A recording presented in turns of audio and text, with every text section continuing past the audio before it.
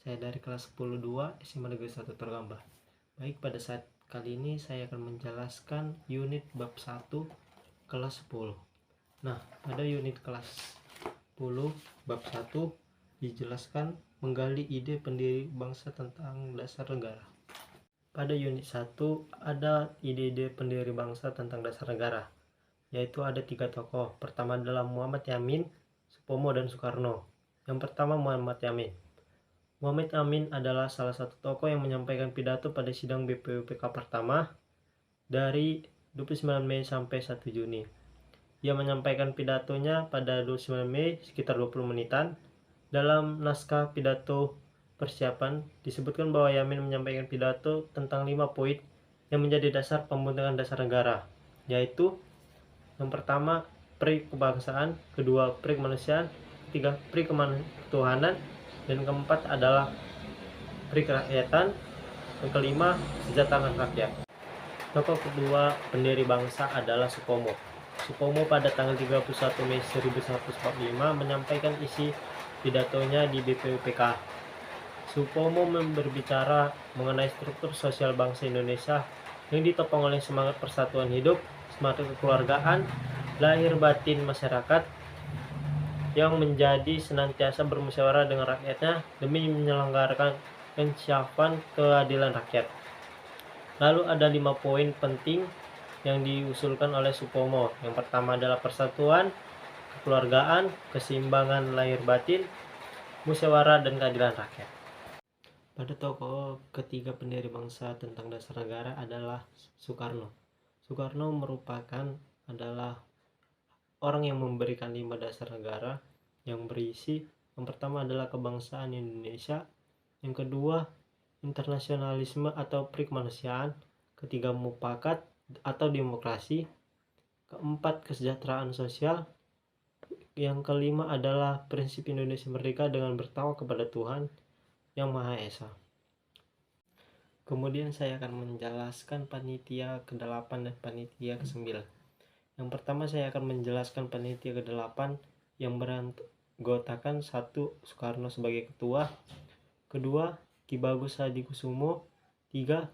KH Wajid Asjim, yang keempat Muhammad Yamin, 5. Sutarjo, 6. Maramis, 7. Otto Iskandar Dinata, yang ke-8 adalah Muhammad Hatta.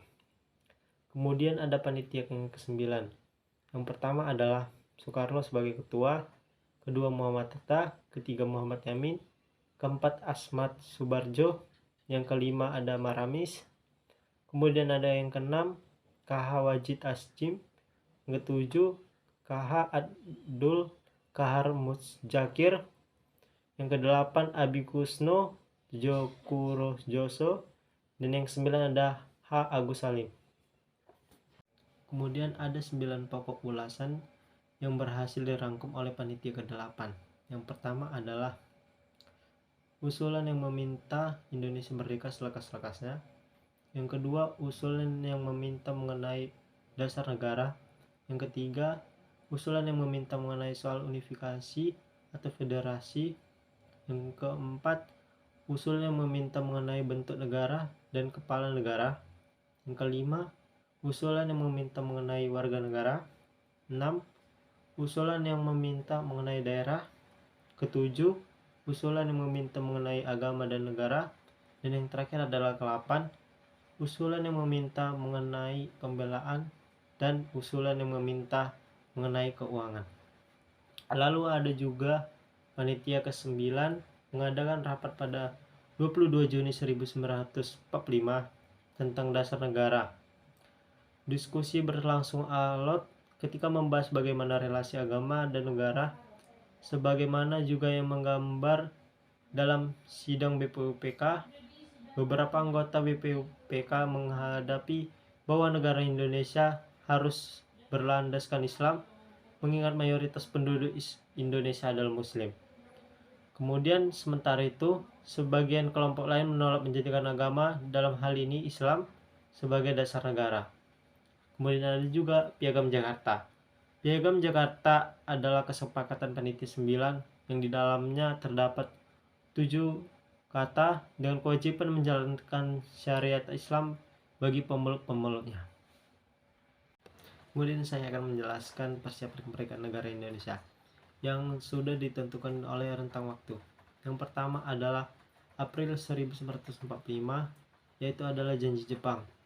Dalam acara peringatan pembangunan Jawa Baru, Jepang menjanji kepada Indonesia untuk membentuk Duzumbi.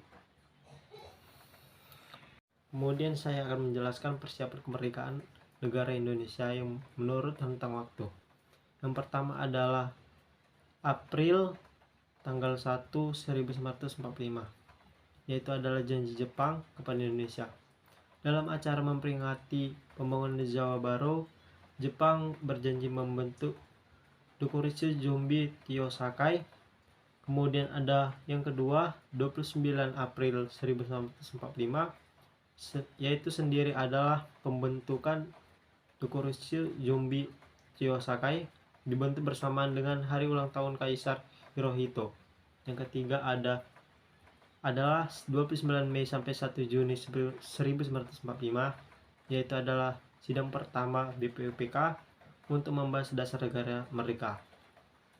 Kemudian dari yang keempat adalah tanggal 10 sampai 17 Juli 1945, yaitu sidang kedua membahas tentang rancangan undang-undang dasar. Yang terakhir adalah yang kelima, tanggal 6 Agustus 1945, Hiroshima dibom menjadikan sebagian terdesak, para pendiri bangsa sebagian mendesak kemerdekaan sehingga PPKI dibentuk. Audio Jungle.